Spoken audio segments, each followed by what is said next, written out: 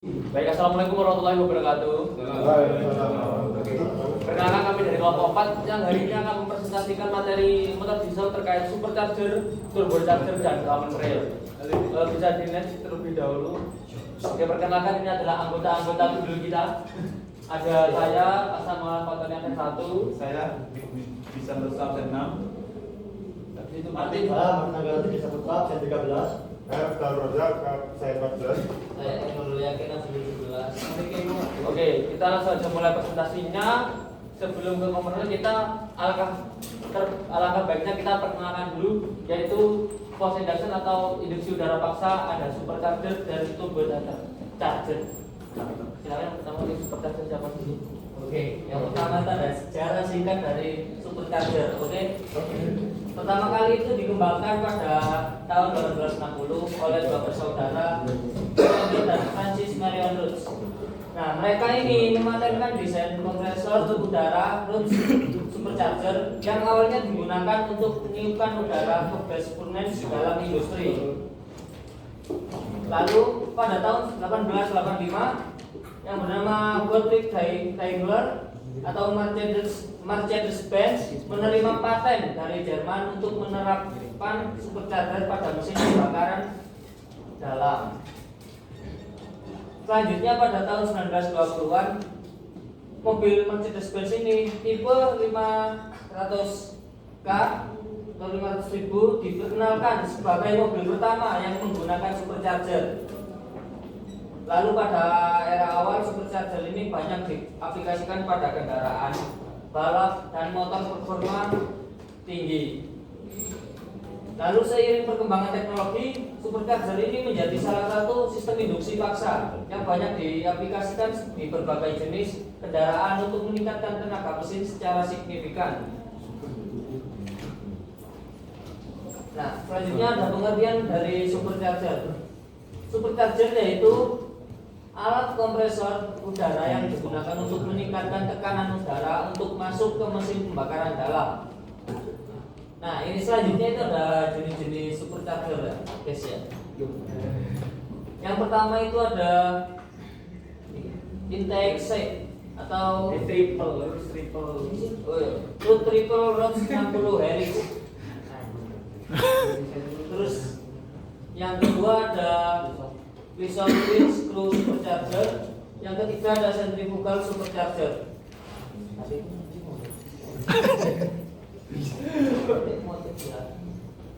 Nah, selanjutnya ada komponen supercharger. Nah, di supercharger itu ada beberapa komponen. Yang pertama itu ada sepasang rotor. Nah, itu rotornya sudah ada tulisannya di gambarnya ya, guys. Yang mana? Itu tuh. Oh ya. Nah, fungsinya itu adalah untuk menghisap udara dari sisi masuk dan mendorongnya ke sisi keluar menuju ruang bakar. Jadi keluar masuk, maju mundur. Lalu ada housing. Mana? Itu housingnya itu. Yang mana? Yang casing. Lalu itu di tempatnya rotor mengarahkan aliran udara dan menahan tekanan udara. Lalu yang ketiga ada shaft. Itu menghubung antara. Lalu selanjutnya yaitu prinsip kerja dari supercharger.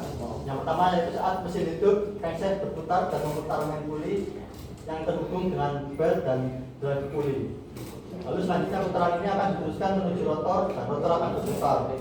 Lalu putaran rotor itu akan menghisap udara dan mengkompresi udara, lalu mengalirkan udara secara paksa ke intake manifold. Pada saat udara dikompresi, tekanan akan naik dan suhu meningkat, maka aktiflah fitur CAC yang bekerja untuk mendinginkan suhu udara. Lalu yang terakhir, udara akan masuk ke ruang bakar dan terjadilah proses pembakaran. Berikut adalah video detail cara kerja supercharger. Break mas.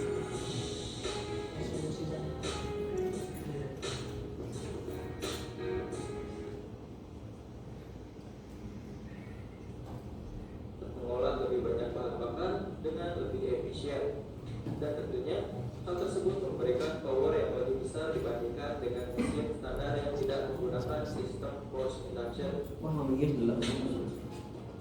Di pesanan terdapat beberapa jenis supercharger Yang pertama adalah fluid supercharger, yang kedua adalah Bridgestone Fluid Supercharger. Fluid supercharger ini yang paling banyak digunakan di pasaran dan paling banyak beredar di pasaran.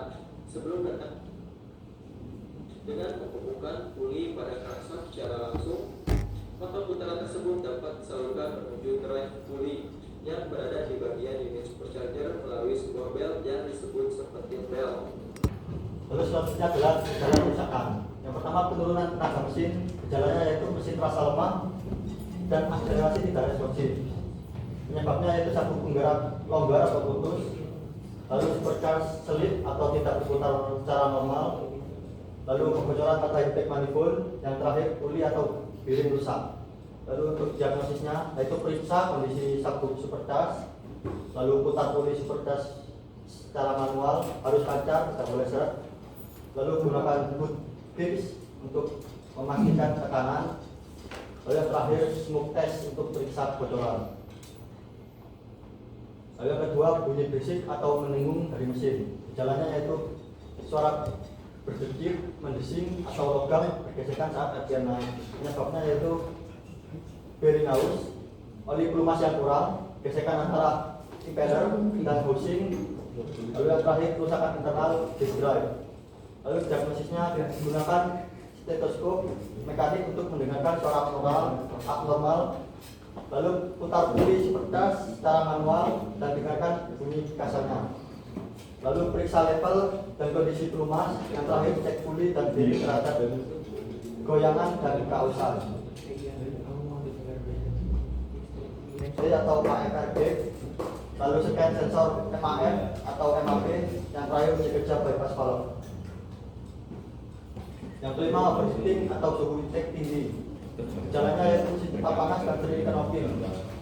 Penyebabnya yaitu intercooler yang tidak efektif atau tersumbat. Lalu jalur pendingin yang tersumbat. Yang terakhir, udara terlalu panas masuk ke ruang bakar. Lalu diagnosisnya yaitu periksa aliran intercooler, cek keseluruhan sistem pendingin, dan ukur suhu intake dengan sensor atau IR thermometer. Untuk perawatannya yaitu periksa dan ganti oli supercharge secara teratur setiap 40.000 km dan gunakan pelumas khusus sesuai rekomendasi agar umur dan performa supercharge tetap optimal. Lalu pastikan sistem pendingin dan pelumas berjalan optimal. Lalu cek kondisi sabuk, bantalan, dan komponen elektronik secara berkala. Lakukan servis berkala pada sekarang adalah turbo charge, yaitu sama juga sistem induksi paksa, tapi prinsip kerjanya akan berbeda.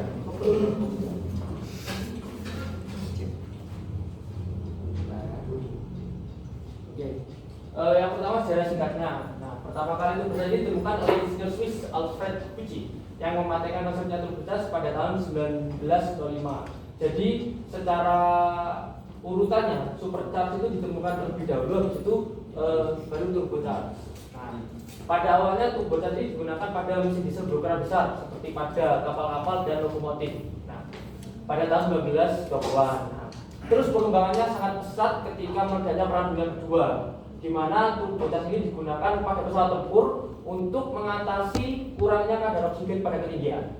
Nah, setelah perang turbo charge ini baru diadaptasi ke otomotif. Nah, yang pertama pada tahun 1938 digunakan oleh truk diesel. Lalu pada 62 General Motors memperkenalkan mobil penumpang bermesin turbo pertama, yaitu Oldsmobile Jetfire dan Chevrolet Corvette. Nah, pengertiannya sendiri adalah turbo charge ini adalah perangkat pada sebuah mesin yang berfungsi sebagai penimba tenaga mesin tanpa harus membesarkan kapasitas mesin itu, dengan memanfaatkan energi panas dan tekanan dari gas buang untuk memanfaatkan udara masuk ke ruang bakar. Nah, ini nanti maksudnya gimana? Nanti maksudnya ke prinsip kerjanya yang memanfaatkan gas buang sebagai prinsip kerja dari turbo ini. Nah, dengan adanya turbo charger ini, udara yang masuk itu lebih banyak dan padat, pembakarannya juga lebih sempurna dan tenaga mesin meningkat.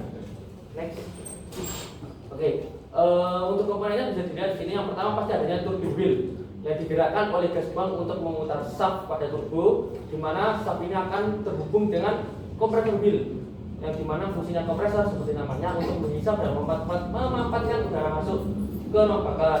Itu juga ada shaft yang sebagai penghubung Lalu journal bearing untuk mendukung putaran shaft, untuk mengurangi gesekan ya sudah pasti agar tidak cepat aus. Lalu ada thrust bearing untuk menambah gaya dorong aksial pada shaft. Next. Lalu ada seal ring untuk mencegah kebocoran oli dan udara. Ada housing sebagai rumah pelindungnya atau keongnya ya, model begini. Lalu ada backing plate sebagai tadi tuh, nanti lah saya jelaskan. Siap. Lalu ada kali pengatur tekanan atau bensinnya ini ya sebagai membuang kelebihan gas buangnya tadi. Bisa dilanjut ya. Boni bos. Nah, ini. Nah, prinsip kerjanya gimana sih? Nah, saat mesin penyala pastikan ada yang namanya proses pembakaran. Nah, yang dimanfaatkan dari turbo ini adalah gas buangnya untuk memutar turbin. Jadi gas buang yang keluar digunakan untuk memutar turbinnya. Dimana saat turbin berputar, ini terhubung dengan shaft dan memutar kompresornya. Nah, setelah kompresor berputar, udara bertekanan mulai masuk, lalu yang bertekanan suhunya sangat tinggi. Habis itu melalui intercooler untuk didinginkan. Jadi biar suhunya lebih optimal, udara bertekanan ini. Lalu menuju ke intake manifold dan ke ruang bakar. Nah, siklus ini selalu terjadi berulang-ulang. Nah, tapi kan nanti akan ada sebuah kendala di mana saat throttle ditutup akan membuat udara bertekanannya berlebihan.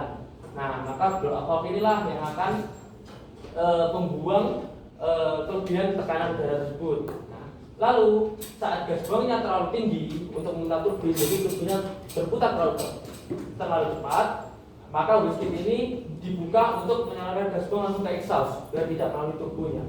Kalau bisa kita lihat pada sistem kerjanya, gambarnya gini. Ketika gas buangnya keluar, memutar nih turbinnya, ya tersambung sama kompresor. Jadi kompresornya memutar, otomatis dia itu kayak penghisap, namanya kompresor. Bisa udara besar ini bisa masuk. Lalu kalau udaranya masih hangat atau panas ya, cara bertekanan tinggi, lalu menuju ke intercooler. Dinginkan dulu, habis itu menujulah ke intake manifold untuk masuk ke ruang pembakaran. Blow off itu di mana posisinya? Yaitu ada di sekitar intake manifold. Lalu untuk yang wastegate itu ada di dekat exhaust. Bisa di next untuk videonya.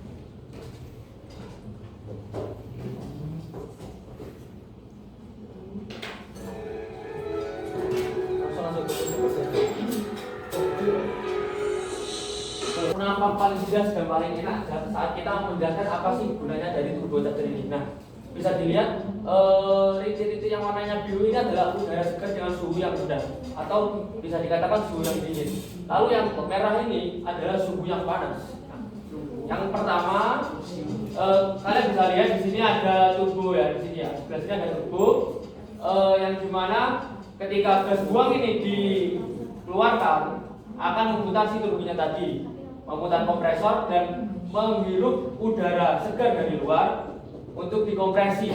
Nah, suhu udara yang dikompresi ini akan meningkat karena tekanan yang tinggi. Nah, oleh karena itu intercooler berfungsi untuk mendinginkan udara yang bertekanan tinggi atau bersuhu tinggi tadi agar suhunya lebih stabil, digunakan untuk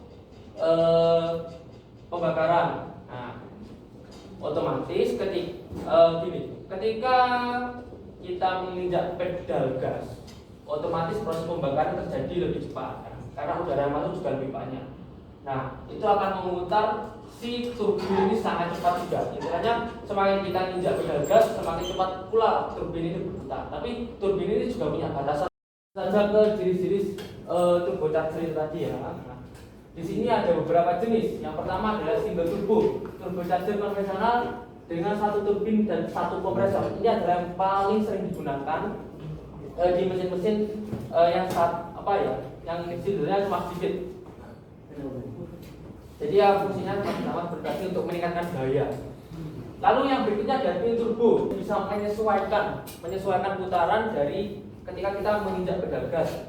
Berapa sih putaran yang diperlukan saat kita menginjak pedal gas sekian persen dan lain sebagainya, turbonya itu harus berputar berapa rpm gitu. Lalu pada variabel nozzle turbitas yang memiliki nozzle untuk mengatur aliran gas buang. Nah, aliran gas buangnya juga bisa diatur dengan cara ini ada semacam valve untuk membuka dan menutup ketika saat rendah, turbo itu berputarnya juga tidak terlalu tinggi, jadi otomatis dia luntur. Jadi ketika dia berapa ya namanya, adalah masalah dari sebuah turbo, adalah turbo lag, yaitu jeda waktu atau keterlambatan respon turbo saat pengemudi menginjak pedal gas. Kenapa kok ada yang namanya turbo lag? Yang pertama, turbo ini sistemnya menggunakan secara prinsip kerjanya menggunakan gas buang. Nah, gas buang kan juga tidak bisa langsung keluar ketika kita menginjak pedal gas secara penuh. Maka dari itu biasanya ini sering terjadi. Nah, dalam kerusakannya yang pertama adalah penurunan tenaga mesin. Mesin terasa gejalanya pasti mesinnya terasa kurang bertenaga saat akselerasi dan RPM tinggi, kecepatannya sangat lambat. Penyebabnya apa? Yang pertama, turbo itu tidak menggunakan bus. Karena turbo ini adalah salah satu sistem induksi udara paksa, pastinya dia menghasilkan bus untuk mendorong atau tenaganya tiba-tiba bertambah secara membuahkan. Yang kedua, wastegate-nya macet terbuka. Maksudnya macet terbuka ini, wastegate-nya itu nggak ngalir ke turbinnya langsung, jadi langsung keluar ke exhaust. Jadi otomatis turbo ini tidak berputar ya. Lalu ada kebocoran pada intake atau intercooler, di mana kalau kebocoran pada intake dan intercooler, otomatis udara yang bertekanan itu keluar semua. Jadi udara yang sudah kita susah-susah ada keluar asap biru dari knalpot. Nah, gejalanya itu keluar asap biru saat idle atau akselerasi dan konsumsi olinya meningkat secara drastis ya, biasanya ya. Lalu penyebabnya sudah pasti oli bocor dari turbo ataupun dari kali ini kan turbo dari turbo, lalu si turbo rusak dan bearingnya yang aus. Nah, diagnosisnya bisa kalian coba lepas selang intake dari turbo dan periksa apakah ada oli penumpukan oli di dalam turbonya. Biasanya kalau ada oli di dalam turbonya ini tadi, bisa jadi dia itu terkompresi bersama dengan udara-udara bertekanan. Lalu ada periksa impeller shaft, apakah ada goyangan atau tidak. Nah, ini sangat penting karena ini bisa jadi salah satu pengecekan untuk tentang bearing aus atau mungkin ada komponen yang aus di sananya. Lalu periksa intercooler untuk adanya oli yang menumpuk sama seperti tadi dan cek. Nah, yang berikutnya adalah suara pelit atau whining. Nah, gejalanya adalah suara bising pada komponen turbo atau seperti suara gesekan logam ya saat turbo ini aktif. Lalu penyebabnya apa sih? Ada bisa kebocoran udara, lalu impellernya menyentuh housing, ini paling sering ya, atau ada baut atau klem yang kendur. Gejalanya sudah pasti kita periksa dulu, entah ini di selang intake atau pipa intercoolernya ada kotor atau gimana yang bisa menyebabkan suara seperti fluid ini. Lalu lihat atau bongkar turbonya, lihat ada apakah bekas gesekan pada impeller dan housing. Lalu gunakan stetoskop mekanik untuk melacak suara yang abnormal, tenaga yang disalurkan lebih dan tenaganya sangat lemah. Biasanya penyebabnya ada beberapa, yaitu ada aktuator wastegate-nya rusak. Jadi wastegate-nya tidak bisa memutar turbin, atau bisa dikatakan wastegate-nya tidak rusak, tapi turbonya aja yang macet. Ya. Jadi bisa aja variabel turbo ya, turbonya macet dan bisa jadi turbinnya patah, jadi tidak tersambung dengan shaft dan akhirnya tidak, istilah kata kalau berputar atau tidak berputar itu tidak disalurkan ke kompresornya. Nah, lalu diagnosisnya vacuum pump untuk menguji aktuator turbo, lalu putar dan periksa putaran dari turbin. Ini paling mudah karena bisa dilihat nanti kalau misalnya kita putar apakah si bagian kompresornya itu terputar atau tidak. Lalu kalau yang dengan sistem komputer ya itu biasanya berangkat ke ECU atau untuk mengetahui carburetornya. Nah, ini adalah perawatan dari turbocharger. Yang pertama, ganti oli dan filter secara rutin setiap 10.000 km atau sesuai dengan rekomendasi pabrikan. Sudah pasti dan gunakan oli yang tepat ya sesuai spesifikasi. Lalu selalu cek kapasitas oli agar tetap di batas minimum dan maksimum agar tidak terjadi kerusakan pada turbo. Nah, iya. Baik, selanjutnya yaitu sejarah common rail. Jadi yang pertama yaitu 1960 sampai 1970-an. Konsep awal common rail muncul di era Eropa dan Jepang. Tapi belum bisa ditetapkan karena keterbatasan teknologi. Yang kedua yaitu pada tahun 1980-an, perusahaan Swiss Robert Huber AG mengembangkan sistem ini. Hak paten kemudian dibeli dan dikembangkan oleh Fiat atau Italia. Yang ketiga yaitu 1997. Bos memproduksi sistem common rail pertama secara manual. Pertama digunakan pada Alfa Romeo 156 BCD dan Mercedes-Benz C220. Yang ketiga yaitu tahun 2000 sampai selanjutnya yaitu pengertian. Common rail adalah sistem injeksi bahan bakar modern yang digunakan pada mesin diesel, di mana bahan bakar yang bertekanan tinggi disalurkan ke semua injektor melalui satu saluran bersama atau yang disebut rail. Tidak seperti sistem konvensional yang tekanan pada penyemprotan. Oke, dari komponen apa aja yang ada di counter. Sebenarnya untuk komponen aja dibagi menjadi dua. Ada komponen untuk mekanis atau semi mekanisnya, dan juga untuk komponen ke elektroniknya. Nah, yang pertama di sini ada ada fuel tank pastinya untuk menampung bahan bakar. Lalu juga ada fuel filter. Fuel filter ini bagi saringan bahan bakar dilengkapi juga dengan untuk menyaring kandungan air di dalam bahan bakar tersebut agar bahan bakar yang masuk itu jernih dan juga tidak mengandung kotoran yang dapat menyumbat sistem salurannya. Lalu untuk yang ketiga di sini ada low pressure pump. Nah, ada yang hanya menggunakan yang namanya high pressure pump. Dia untuk menyedot dan juga meningkatkan tekanan. Nah, ada juga yang menggunakan keduanya, di mana untuk memompa bahan bakar dari tangki ke high pressure pump. Dan di sini ada common rail atau rel bahan bakar. Nah, di sini sebagai gambar di mana untuk jumlah saluran keluarnya itu tergantung dari banyaknya sindernya. Di sini nanti fungsinya untuk menyimpan bahan bakar bertekanan tinggi yang nanti akan disalurkan ke injektor. Nah, di sini tekanan tadi dari yang sudah dipompa itu disalurkan ke rel bahan bakar ini.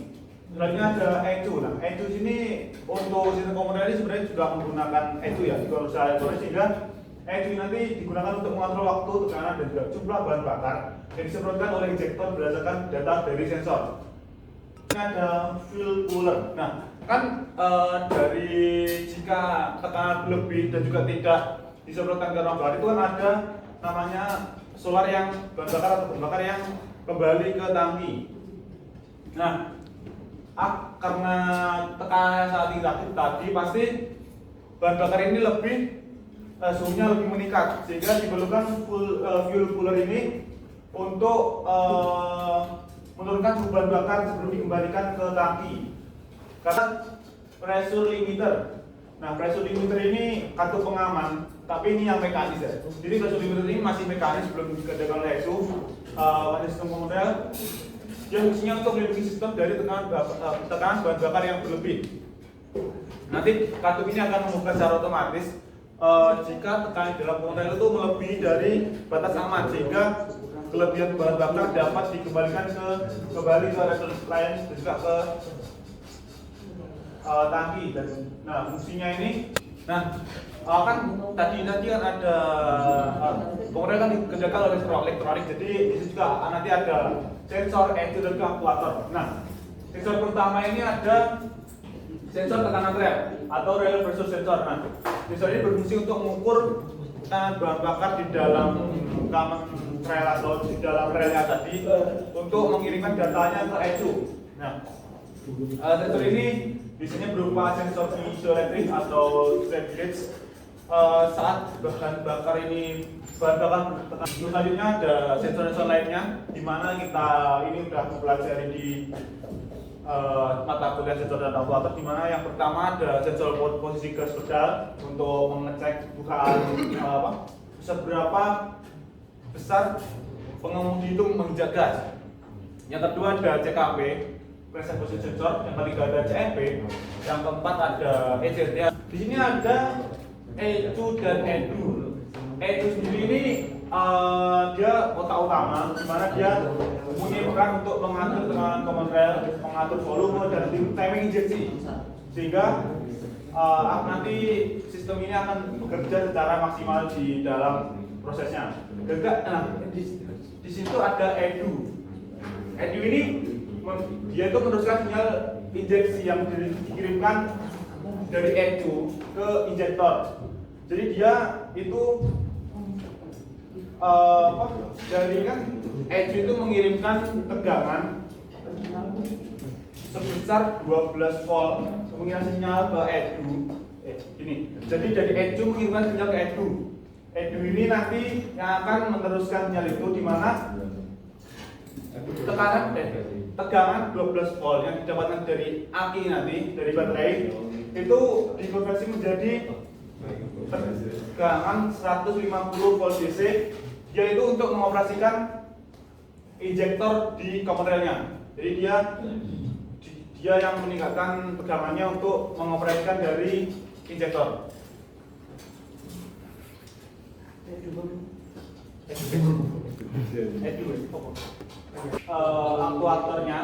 Aktuatornya di sini ada fuse quantity control valve atau suction control valve, bisa disebut suction control valve ASCV. Nah, dia itu digunakan untuk mengatur jumlah bahan bakar yang masuk ke pompa tekanan tinggi. Lalu ada di sini ada pressure control valve. Nah, PCV atau pressure control valve ini digunakan untuk mengatur dan mempertahankan tekanan bahan bakar dalam komponen sesuai permintaan dari Nah, ini itu aktuator untuk glow plug relay. Kan di semisal di motor diesel ada yang namanya glow plug. Nah, di komponen itu glow plugnya itu secara otomatis dan setiap kali pengemudi itu meng-on-kan kunci kotak, dia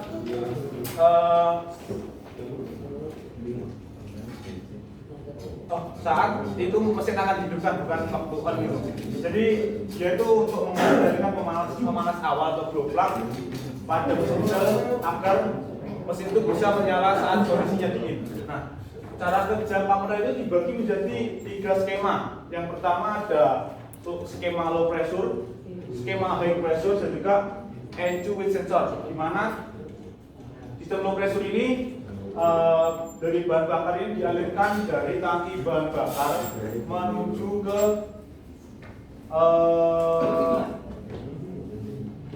filter bahan bakar tadi, bisa dihisap oleh pipa pompa tekanan tinggi. Jadi pada sistem low pressure circuit fungsinya hanya untuk menghantarkan bahan bakar ke high pressure pump atau pompa tekanan tinggi. Nah, bahan bakar di sistem low pressure circuit ini itu memiliki tekanan rendah, di mana dia untuk menyaring kotoran yang ada di sistem penyaringannya. Lalu juga ada sistem yang sistem kedua itu sistem high pressure circuit, di mana ini dimulai dari high pressure pump, lalu ke pressure control valve, rail pressure sensor, dan juga saluran tekanan tinggi. Ini yang dimaksud saluran tekanan tinggi dari mulai dari rel sampai ke jalur ke injektornya dan juga injektor. Nah, pressure control valve ini dia terdapat di sini, terdapat menjadi satu di relnya, di komponen relnya. Nah, bahan bakar yang sudah masuk ke high pressure pump ini awalnya dalam keadaan tekanan rendah, lalu di dalam high pressure pump ini dia bahan bakarnya akan dinaikkan tekanannya ke lebih mudah untuk diinjeksikan. Nah, bahan bakar tekanan tinggi dia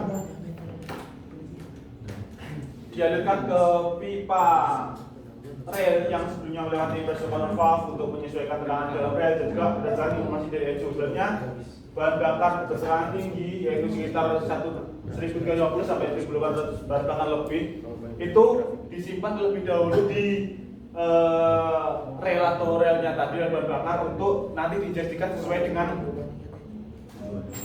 timing dari ECU. Nah, selanjutnya untuk dari sistem high circuit tadi yang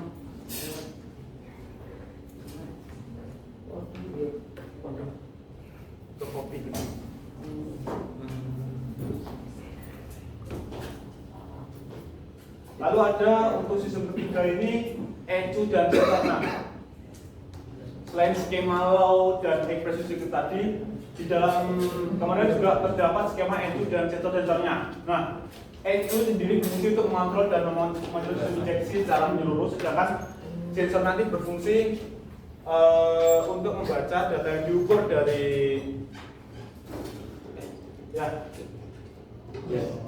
Nah, ECU tadi mengontrol dan memonitor data dari sensor yang nanti ECU akan membacanya secara cepat dan tepat, dan berdasarkan dari data sensor kemudian diolah dan dihitung agar mendapatkan posisi penginjection yang tepat sesuai kebutuhan mesin. Nah, dari ECU tadi dia akan data akan disalurkan ke aktuator sesuai dengan keperluan dari aktuatornya masing-masing.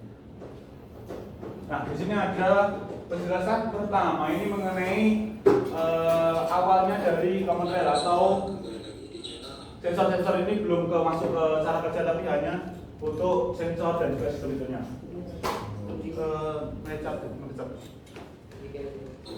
Satu.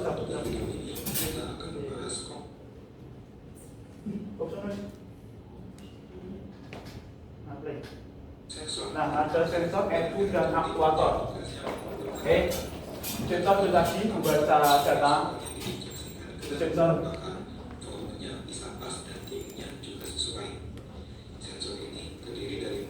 Nah, sensor ada yang pertama mass airflow, bisa disebutkan dia sebagai mendeteksi untuk aliran bahan bakar yang masuknya. Lalu juga ada intake atau transfer, dia bisa jadi satu, di mana bisa juga sekarang mengukur udara masuk. Ada juga TPS, terus sensor untuk mendeteksi bukaan throttle. Ada MAP atau manifold pressure untuk mendeteksi tekanan di dalam manifold. Namun jika tekanannya mendekati 0, maka mesin sedang terbebani. Kemudian ada sensor CKP dan CMP. Ada CKP CMP untuk mendeteksi putaran mesin. Dan buat tahu posisi top mesin. Jadi dengan kedua sensor ini, timing untuk menginjeksikan solar dapat diketahui. Lalu ada sensor temperatur mesin. Nah, ada juga CMP untuk mengetahui untuk temperatur dari mesinnya. Akan konstan atau tidak bisa diketahui melalui sensor ini. Yang terakhir ada yang namanya fuel rail pressure. Fuel rail tadi yang untuk menyimpan bahan bakar tekanan tinggi. Tekanan injeksi sistem bahan bakar count rail. Itu adalah sensor utamanya. Semakin modern mesin diesel, biasanya sensor buat count rail juga lebih beragam. Tapi secara umum, penerapan sensor tadi yang paling diperlukan oleh sistem count rail. Lalu untuk kelompok kedua adalah ECU atau Electronic Control Unit. Untuk beberapa mesin ada juga yang menyebutnya ECM atau Engine Control Module. Intinya ini adalah komponen yang berfungsi untuk memproses informasi dari sensor. Jadi beberapa sensor tadi akan mengirimkan datanya masing-masing ke dalam ECU ini. Jadi sensor tadi bermain data ke ECU yang memproses. Output berupa tekanan yang dikirimkan ke aktuator. Lalu dia mengirimkan sinyal ke aktuator untuk menjalankan tugasnya. Fuel pump, yang kedua high pressure Fuel pump, pump, dan ini yang kan ketiga injektor. Nah, pada coupler ada dua jenis pompa. Yang pertama pompa tekanan rendah. Nah, ini tadi disebut pompa tekanan rendah, di mana dia terdapat di dalam tangki Supaya mengalir ke pompa untuk memompa tekanan rendah, lalu masuk ke pompa tekanan tinggi, dia untuk memompa bahan bakar tekanan lebih tinggi. Jika terlalu tinggi, distribusi solar hanya menggunakan selang pasti. Nah, dia sama pasti karena tekanannya terlalu tinggi, jadi masih kuat. Dikendalikan oleh ECU. Sementara pompa yang kedua adalah pompa tekanan tinggi. Sesuai namanya, pompa ini akan menaikkan tekanan solar hingga 2000 bar. Tekanan tinggi ini diperlukan pada mesin diesel karena pembakaran pada mesin diesel dapat terjadi. Salah satunya karena solar mampu tersembur keluar lewat injektor saat langkah kompresi. Nah, karena kompresi tersebut, solar harus jauh lebih tinggi supaya solarnya bisa tersembur keluar. Oleh sebab itu, pompa tekanan tinggi ini sangat diperlukan. Berbeda dengan pompa yang pertama, pompa tekanan tinggi bekerja secara mekanis. Pompa ini terhubung dengan Pompa ini terhubung dengan camshaft untuk memutar dan juga memompa bahan bakarnya. Sekarang, gimana cara kerjanya? Saat kunci kotak on, pompa tekanan rendah akan hidup dengan durasi sekitar 3 detik. Saat itu kotak on dia langsung otomatis untuk pompa terbakar seperti yang pada dan beberapa umumnya yang sudah menggunakan itu. Pompa tekanan tinggi Nah, otomatis di sini pompa dari tekanan tadi untuk masuk ke tekanan tinggi yang berdepan ke relnya. sensor akan Dia ini untuk menyimpan. Lalu ECU ini mengirimkan sinyal nanti ke injektor. Jadi dia akan menyimpan ke injektor sesuai teknik yang diperiksa atau yang disensor oleh TKP. Lalu untuk pengaturan MPMC bagaimana caranya? Kalau Anda lihat di sini memang ada kartu gas, tapi ini cuma ngatur seberapa banyak volume udara yang masuk.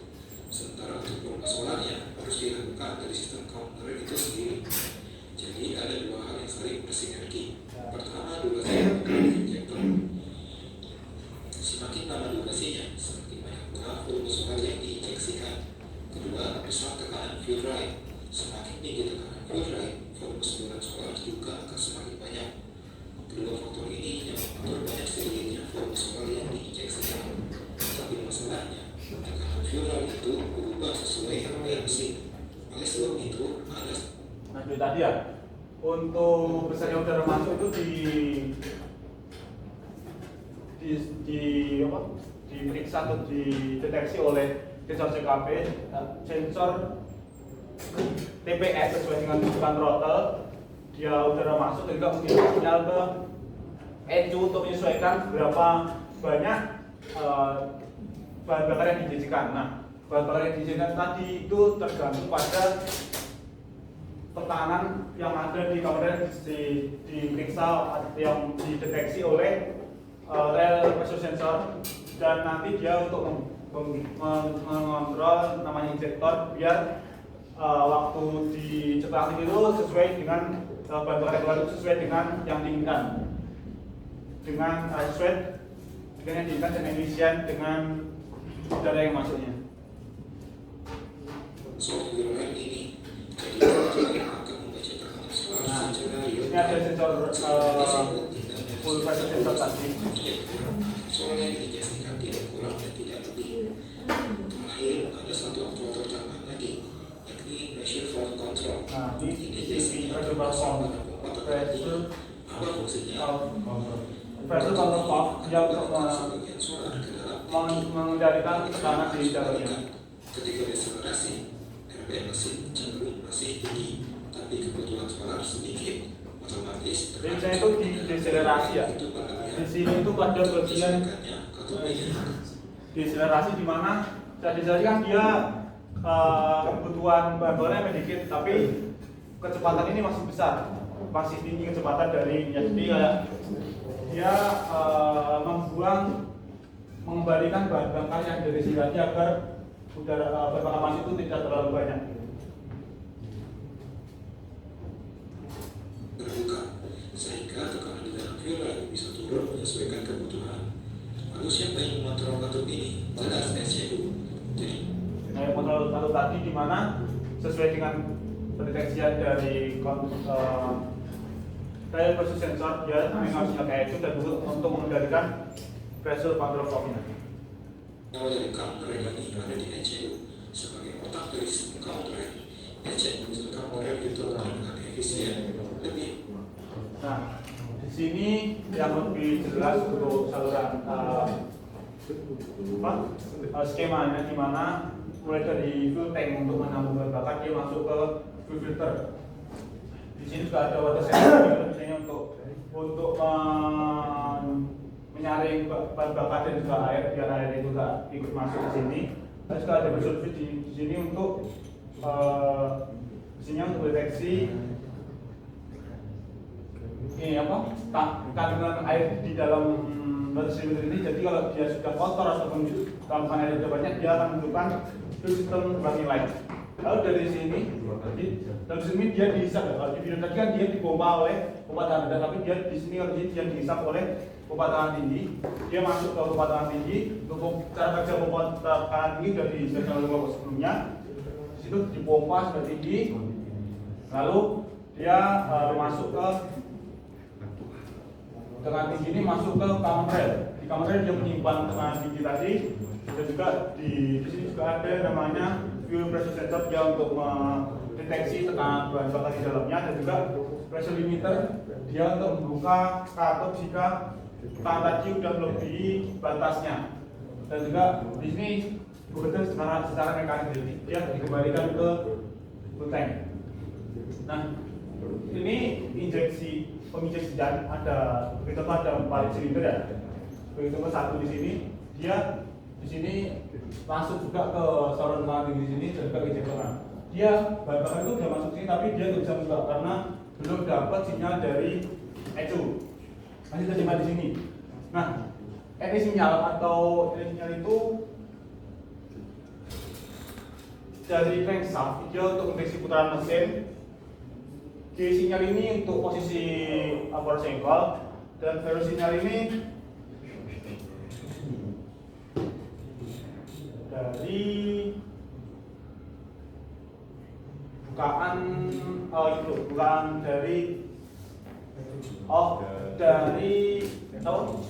pendeteksian dari sensor lainnya. Ya. Jadi sinyal ini untuk pendeteksi putaran mesin, sinyal untuk posisi persingkol untuk menentukan waktu injeksinya dari sinyal. Dia memberikan sinyal ke engine atau itu. Setelah diproses, dia memberikan sinyal ke EDU ini, electronic drive unit.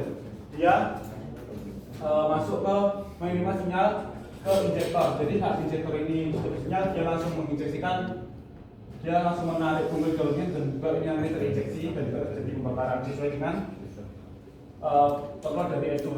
Ini tadi ada juga babak kembali di sini, dia kembali ke fuel cooler. Fuel cooler ini untuk membandingkan bahan bakar tadi agar menjaga densitas dan menjaga suhu untuk kembali ke fuel tank di sini.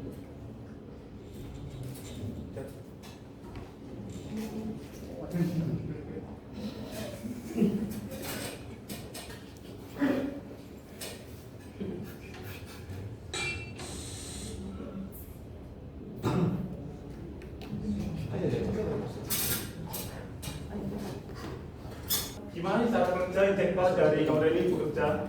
Dia kan ada bahan bakar masuk ke injektor. Jadi pada bahan bakar tembak dari relasi masuk ke injektor, dia akan mengisi seluruh bagian ini dengan tekanan yang rata. Lalu ada sisa dari ECU untuk mengandalkan hujan sehingga material juga hujannya ini tertarik dan di sini ada tekanan yang masuk ke sini. Nah, jika ini tertarik kan di sini lalu dibuka. Di sini nanti bahan bakar nanti di sini membuka, dia mengalir ke sini, mengalir ke bagian sini untuk kembali ke cara mengembali. Jadi kayak tekanan di sini itu berkurang, sedangkan di sini tetap tekanannya. Jadi ada berbeda tekanan. Jika tadi kan waktu itu dia tekanannya rata, waktu membuka dia tekanannya lebih tinggi di sini juga di sini berbeda sehingga dia bisa menarik pintel ini untuk mundur. Nah, di saat ini tertarik mundur, dia akan tertarik mundur karena berbeda tekanan. Nah, dia akan menjadikan bahan bakar ke sana. Setelah pengisian selesai, dia menonaktifkan solenoid dan ini bola ini kembali ke penutup pintu tadi.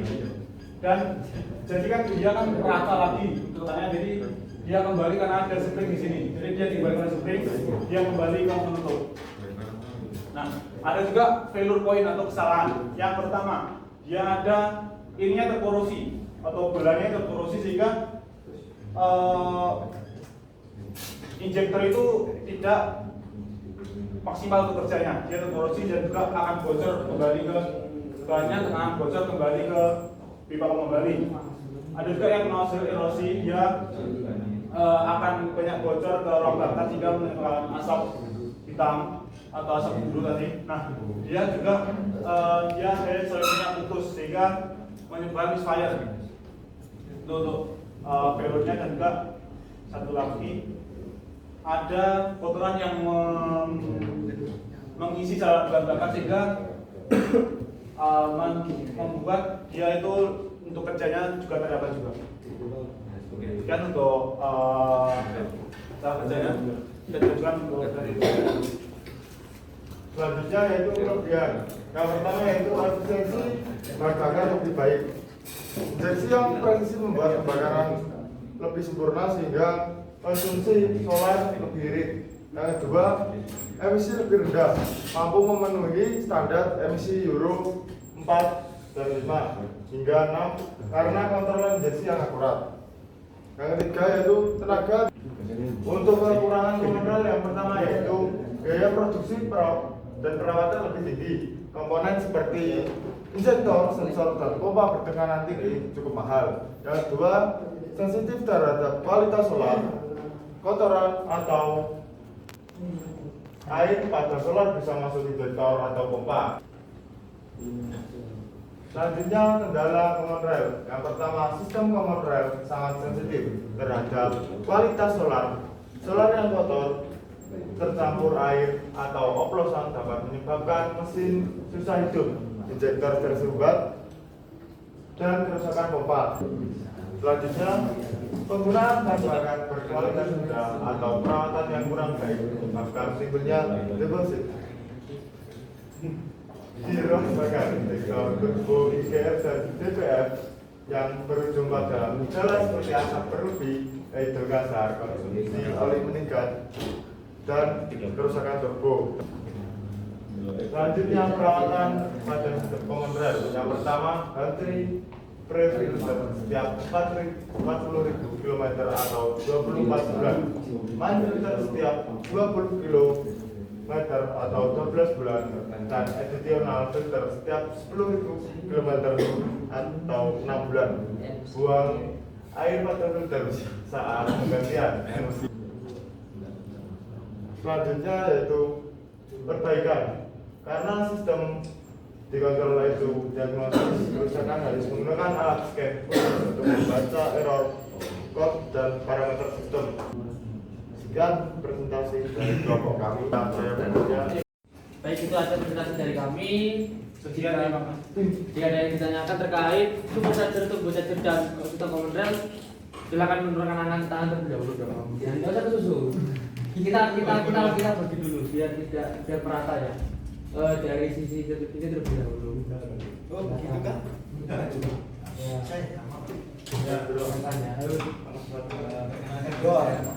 Ya, saya 16. Jadi, mas, misal pada kendaraan truk, nah, itu sedang bermuatan dan menanjak. Nah, tapi sebelumnya itu sudah dipastikan truk itu tidak ada kendala. Nah, tetapi pada saat nanjak itu kayak terjadi lemot. Itu apakah ada sangkut pautnya indikasi terjadinya turbo lag? Turbo lag ya? Gini, kalau misalnya menanjak ya hubungannya sama turbo lag. Kalau bagi saya rasa itu tidak ada kendalanya soal turbo lag. Kenapa? Pertama, kondisi menanjak pasti butuh RPM tinggi, otomatis gas buang yang dikeluarkan pasti lebih banyak, pasti lebih cepat lama. Jadi kemungkinan untuk turbo lag itu sangat kecil. Kemungkinan rusaknya bukan masalah turbo lagnya, karena turbo lag ini adalah lambatnya respon dari turbo terhadap mesin. Nah, salahnya di sini bukan turbo lag, tapi adalah kerusakan komponen pada turbo itu sendiri. Jadi bukan turbo lagnya, tapi kerusakan pada komponen turbonya. Entah itu nanti ada semacam kotoran atau udara yang masuk terkompresi itu tidak keseluruhan, ada yang bocor, mungkin turbinnya macet dan lain sebagainya, itu bisa jadi. Jadi kalau kita turbo lag itu tidak. Karena kalau kita bisa lihat definisinya adalah keterlambatan respon turbo saat pengemudi menginjak dan gas. Ya. Jadi si turbonya ini terlambat merespon. Jadi kalau misalnya kalau ditanjakan otomatis RPM-nya sudah tinggi tuh, responnya sudah pasti lebih cepat yang dialirkan. Seperti itu. Bisa menjawab.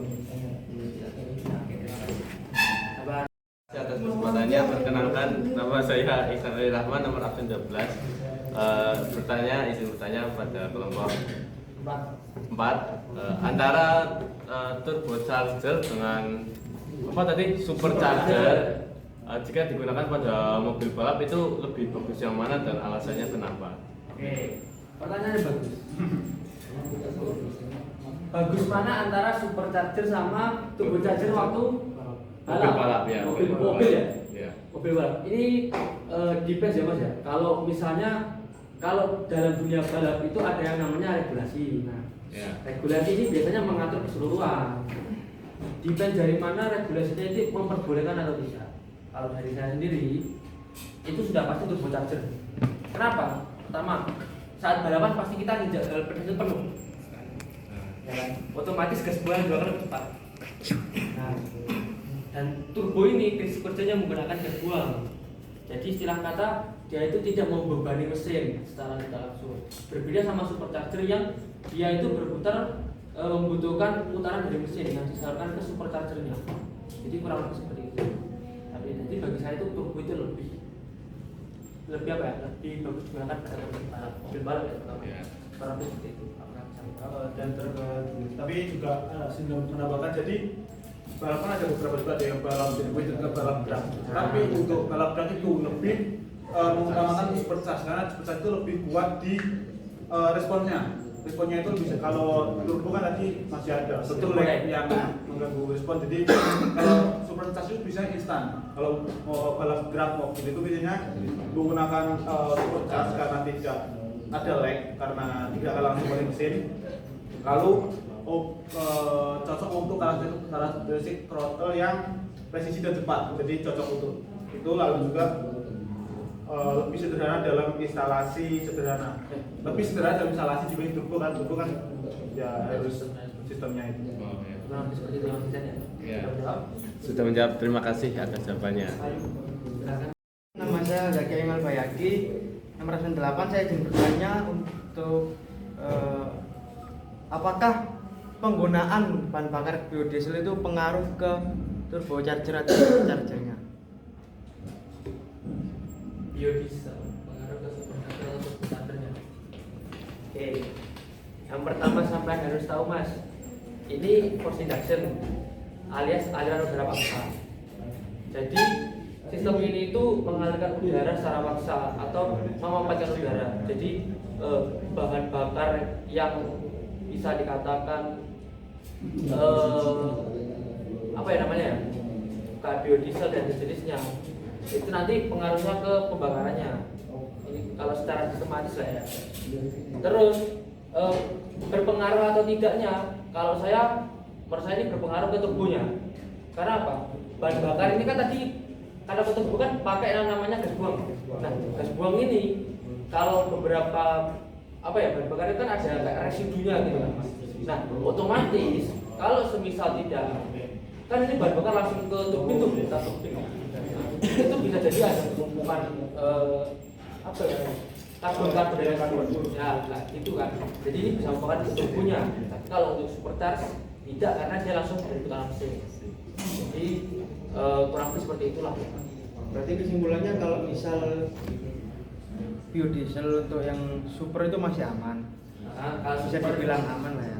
Terbilang aman karena tidak mempengaruhi Iya. biasanya. Tapi kalau untuk turbo lebih direkomendasikan yang sesuai Yang sesuai. standar. Terima kasih. Solar biasa. Jangan ada pertanyaan lagi. Izinkan saya bertanya, perkenalkan nama saya Iqbal Maulana, absen 11. Saya ingin bertanya terkait dengan sitututu. Ya, betul. Nah, kalau misalkan kita ingin buat sitututu itu kan apakah banyak pertimbangannya dan apakah bentuk dari fisik turbo tersebut juga bisa memengaruhi dari hasil sitututunya itu. Hasil satu-satunya ya. Oke. Pertanyaannya juga. Pertanyaannya. Kalau bisa kembali ke mana ya?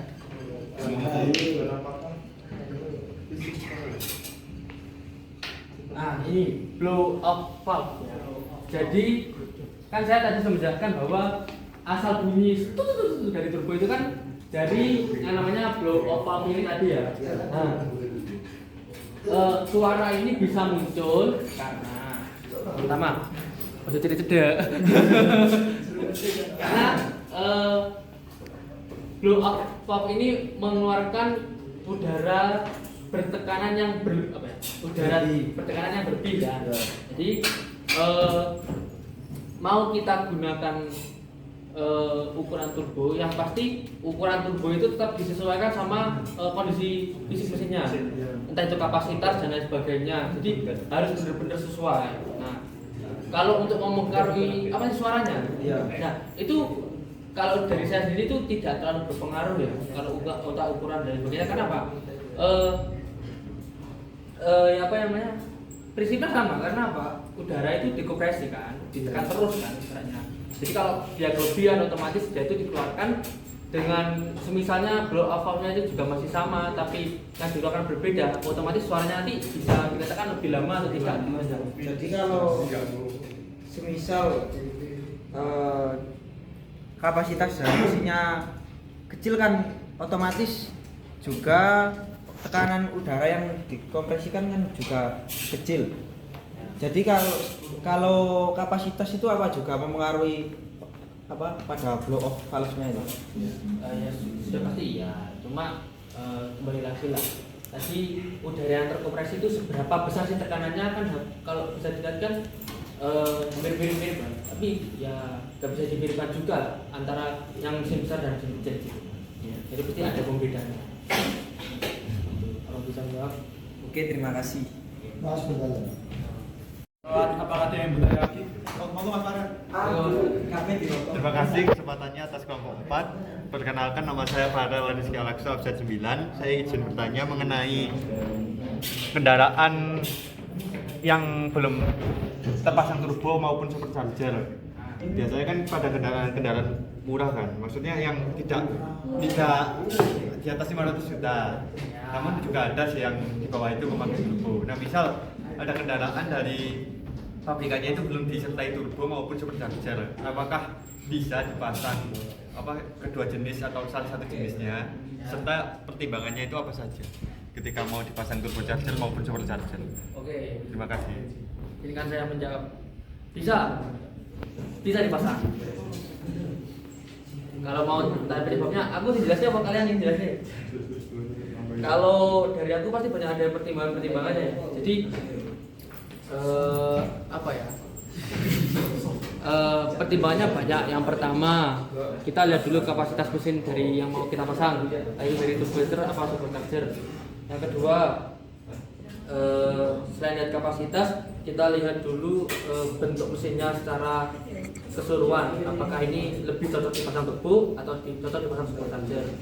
Itu. Yang ketiga, kita harus menyesuaikan ukuran dari supercharger dan turbocharger itu sendiri, entah itu geometrinya dan sebagainya, nanti diletakkan di mana posisinya. Yang berikutnya, ini yang belum tadi saya bahas, yaitu adalah penurunan rasio kompresi. Ini mutlak di seluruh kendaraan yang memasang supercharger dan turbocharger. Dimana kenapa kok harus ada penurunan rasio kompresi pada mesin pembakaran dalam yang dipasang supercharger atau turbocharger? Karena secara di awalnya saja udara ini sudah dikompresi. Jadi kalau misalnya kita tetap memaksakan spesifikasi kompresi, rasio kompresi awal, ini akan mengurangi durabilitas mesin, bahkan bisa berakibat rusaknya komponen yang ada di dalamnya. Makanya itu rasio kompresi yang dikurangi ini, yaitu tadi karena sudah dari awal udara ini sudah dikompresi. Jadi itu tadi banyak pertimbangan dan sebagainya. Gimana Mas Farhan, kalau saya jawab betul lagi? Namanya itu yang pertama biaya dan kompleksitas. Untuk pemasangan turbo dan supercharger itu cukup kompleks dan mahal, butuh waktu dan tenaga ahli. Dan dua, itu perlu pertimbangan biaya total termasuk perawatan jangka panjang. Dan juga sesuai dengan penggunaan, mau digunakan buat balapan, harian atau off-road misalnya, itu perlu dipertimbangkan lagi. Kalau semisal saya kan rumornya itu kan pertambahan turbocharger dan supercharger ini kan meningkatkan performa atau daya yang dihasilkan oleh mesin.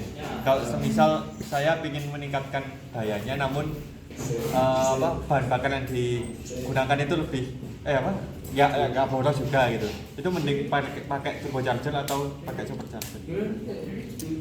Kayak misalkan kita kalau turbocharger itu kan dan supercharger itu kan meningkatkan performa mesin.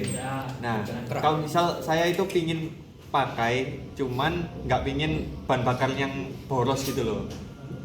Ya, konsumsi bahan bakarnya nggak pingin boros atau berlebihan. Nah, itu mending pakai turbocharger atau supercharger.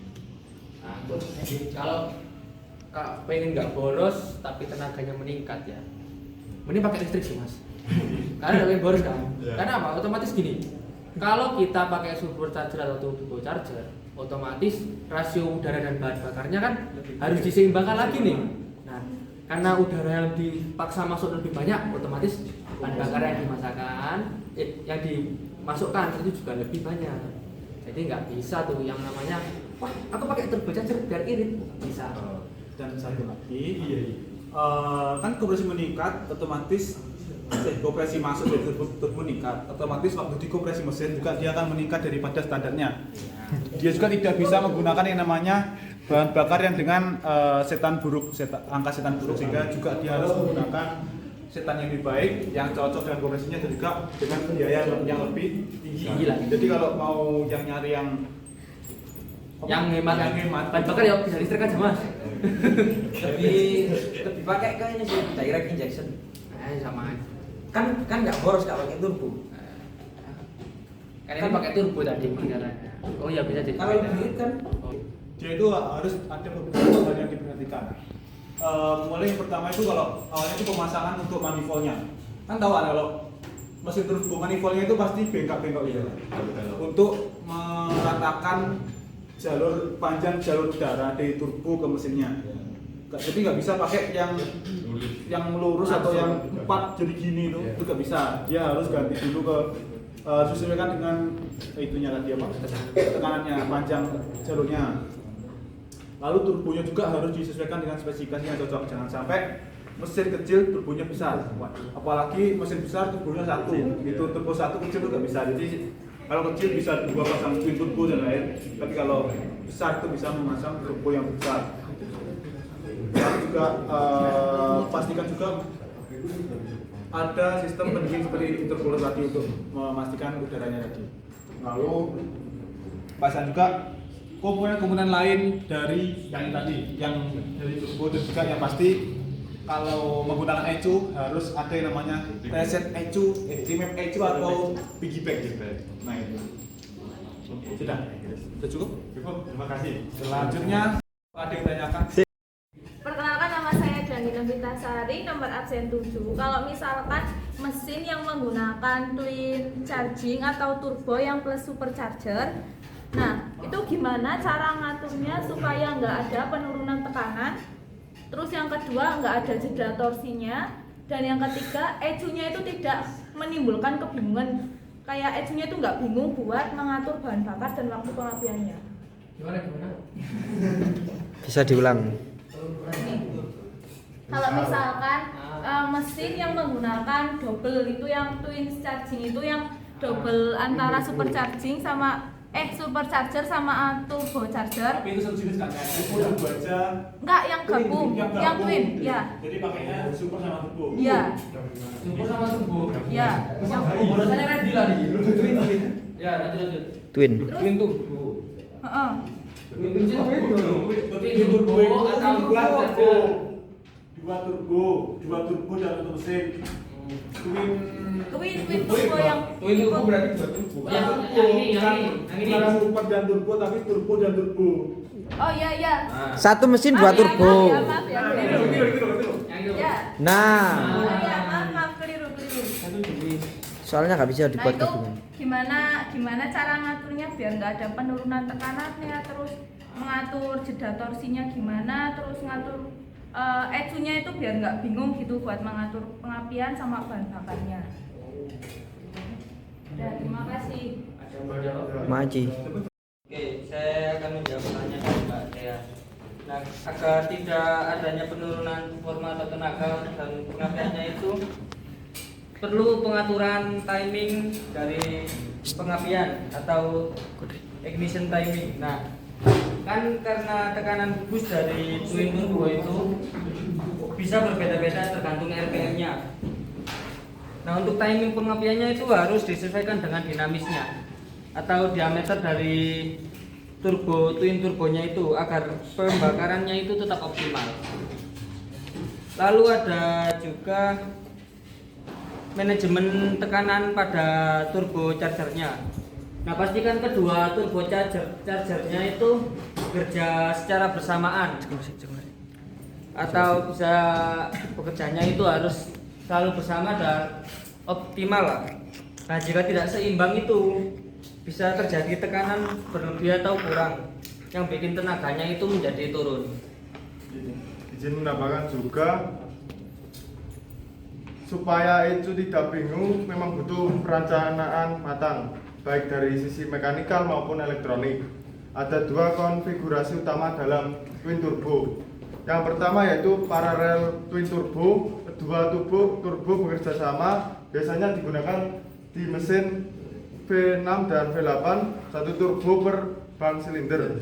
Dan yang kedua yaitu sequential twin turbo. Turbo kecil bekerja di RPM rendah dan turbo besar menyusun di RPM tinggi. Dan berikut adalah cara agar tekanan tetap stabil dan ECU tidak bingung. Yang pertama, pastikan tata letak dan ukuran turbo yang sesuai. Dan yang kedua yaitu manajemen BOS. Ketiga, ECU tuning. Keempat, sensor dan feedback lengkap. Dan yang terakhir, jangan lupa intercooler dan sistem piping. Apakah sudah menjawab? Terima kasih.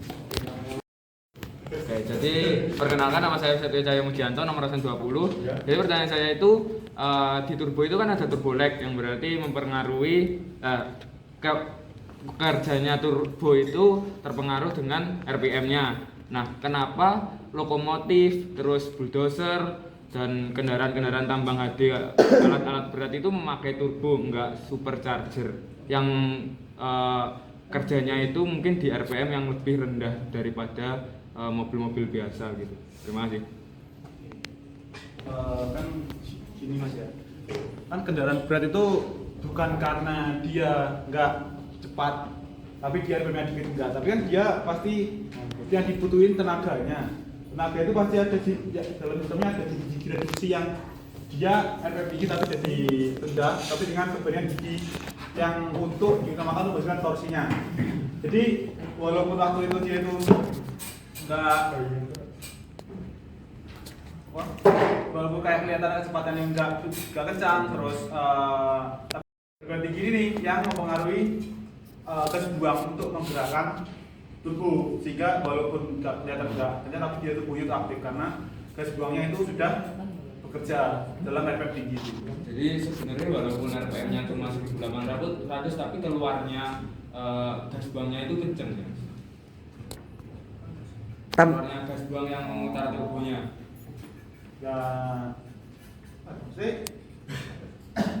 pokoknya kalau di alat berat itu kan dia kan meskipun gak kencang kan dia itu membawa beban yang lebih besar kan.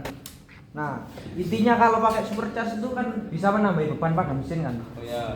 Kalau turbo itu kan dia kan cuma memanfaatkan gas buangnya. Jadi dia bekerjanya dengan dari efek gas buang tadi. Kalau supercharge itu dia memanfaatkannya kan dari putaran mesin. Jadi untuk beban pada mesin kan lebih berat seperti itu Mas.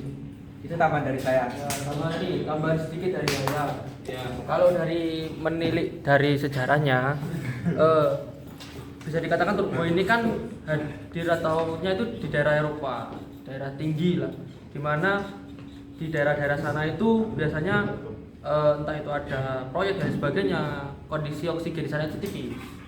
Jadi diperlukan turbo ini untuk boost udara lebih masuk agar kinerja mesin lokomotif entah itu alat-alat beratnya itu lebih atau tenaga yang dihasilkan itu lebih optimal. Jadi kurang lebih seperti itulah kalau menilai dari sejarahnya turbo ini tadi.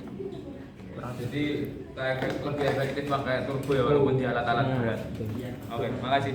Ya, mungkin dari kelompok kami. Yuk 5 menit lagi bisa kami tutup. Terakhir satu pertanyaan. Yo. Semua. Aku bolong. Perkenalkan, nama saya Alvan Alaudin Rafif, nomor absen 2. menurut kalian apa dampak dari overspeed pada poros turbocharger? Dan sekarang kan zaman sudah modern juga. Bagaimana sistem modern mencegah terjadinya overspeed pada turbocharger? Yang mau jawab? Martin. Kan jawab ini. Untuk dampak overspeed pada poros turbocharger, yaitu yang pertama kerusakan bearing dan shaft atau poros, di mana bearing cepat aus atau pecah dan poros bisa bengkok atau patah yang gesekannya meningkat dan menyebabkan panas berlebih. Lalu kerusakan pada bilah turbin atau kompresor, yang mana bila bisa retak, patah, bahkan meledak. Pecahan itu bisa masuk ke mesin dan menyebabkan kerusakan total engine. Enggak.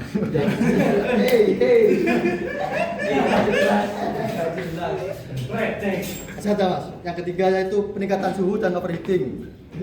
Yang mana dampaknya itu menyebabkan oli pelumas terbakar yang menjadikan karbon build up atau kerak. Lalu pelumas terganggu dan friksi poros naik drastis.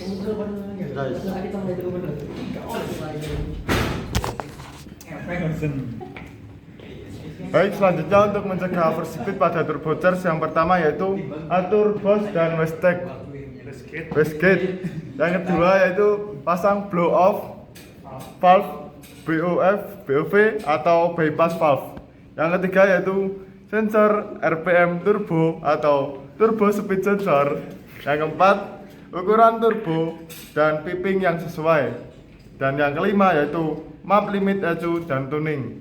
Dan yang terakhir yaitu pendingin dan pelumasan yang baik. Apakah jawabannya sudah dijawab, Mas? Sudah. Satu yang terakhir, Mas Rian. Mas Rian Enggak. Ya, perkenalkan nama saya Arianto Benu, absen 5. Jadi di sini kan dalam dunia otomotif, supercharger dan turbocharger ini adalah dua teknologi yang digunakan untuk meningkatkan tenaga mesin dan memaksa udara yang masuk ke dalam ruang bakar. Jadi di sini manakah yang lebih baik antara supercharger dan turbocharger? Tapi kebutuhan saya di sini untuk efisiensi bahan bakarnya itu lebih agak irit, tapi tenaganya tetap ada. Jadi kalau ingin tenaganya naik tapi bahan bakarnya lebih efisien, itu menurut saya yang saya sarankan itu memilih turbocharger. Nah, kenapa? Karena turbocharger itu memanfaatkan gas buang mesin untuk memutar turbin. Jadi secara prinsip tidak langsung membebani pada mesin. Nah, ini itu membuat turbo lebih efisien bahan bakar dibanding supercharger yang langsung mengambil tenaga mesin lewat sabuk. Nah, kalau kamu memilih supercharger itu memang lebih responsif dan kuat di RPM rendah, tapi cenderung bikin konsumsi bahan bakar lebih boros karena beban tambahan dari mesin. Nah, jadi singkatnya, turbocharger itu lebih efisien, bahan bakar dan tenaganya besar. Kalau supercharger tenaganya instan tapi tidak optimal. Terima kasih. Sekian.